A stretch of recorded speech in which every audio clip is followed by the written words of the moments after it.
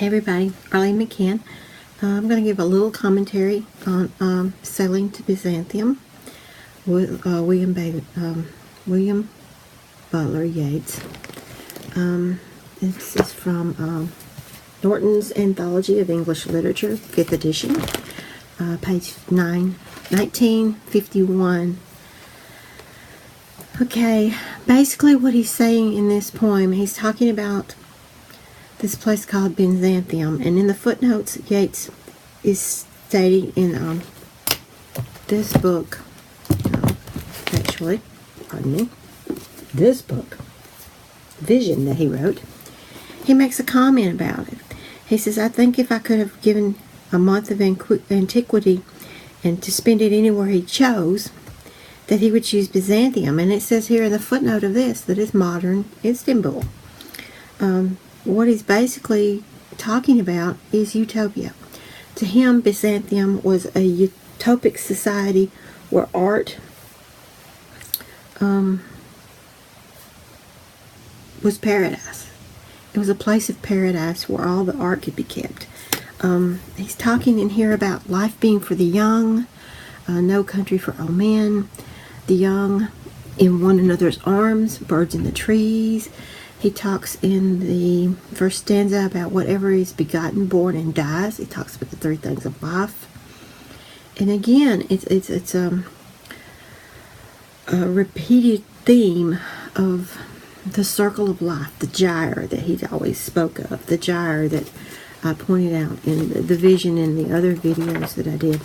It's this gyre where the forces come in and out, and the flow and ebb of life. It's what he calls souls changing from gyre to spear and from spear to gyre.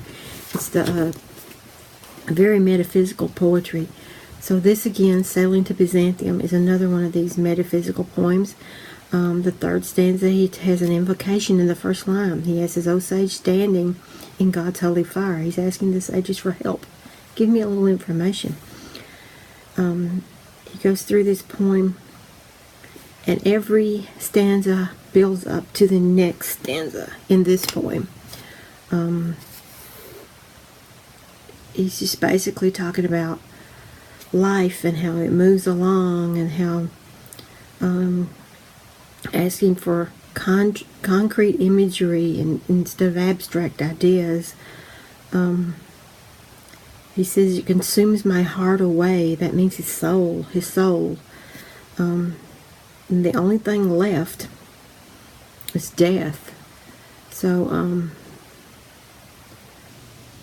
this poem basically is another one of these metaphysical poems that he loved so dearly. Talking about the pattern, the progress of life. How in a way he's regretting things. He's regretting things he didn't do. That he gets to the end of his life and to lords and ladies of Byzantium, utopia, of what is past or passing or to come. So this refers to the first stanza, that there is no country for old men, that the young, that when you're young, you have every opportunity open to you, and you should take advantage of that while you have it. So that's basically what he's trying to say in this poem, Sailing to Byzantium, one of his best. It was published in September of 1926. So this is toward the end of his life here.